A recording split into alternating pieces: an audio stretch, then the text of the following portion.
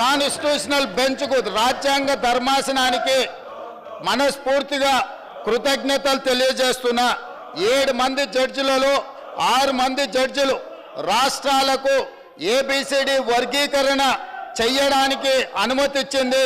తెలంగాణ రాష్ట్ర ప్రభుత్వం తరఫున నేను స్పష్టమైన ప్రకటన చేస్తున్నా. దేశంలోనే అందరికంటే ముందు బాగానే నిలబడి తెలంగాణ రాష్ట్ర ప్రభుత్వం ABCD వర్గీకరణ అమలు చేసే బాధ్యత మా మిత్రులు, మా మంత్రివర్గ సహచరులు మేమందరం తీసుకుంటాం. అవసరమైతే ఇప్పుడు ఇచ్చిన ఉద్యోగ నోటిఫికేషన్లలో కూడా వర్గీకరణను అమలు చేయడానికి అవసరమైతే ఆర్డినెన్స్ తీసుకొచ్చి మాదిగ సోదరులకు న్యాయం చేసే బాధ్యత మేము తీసుకుంటాము.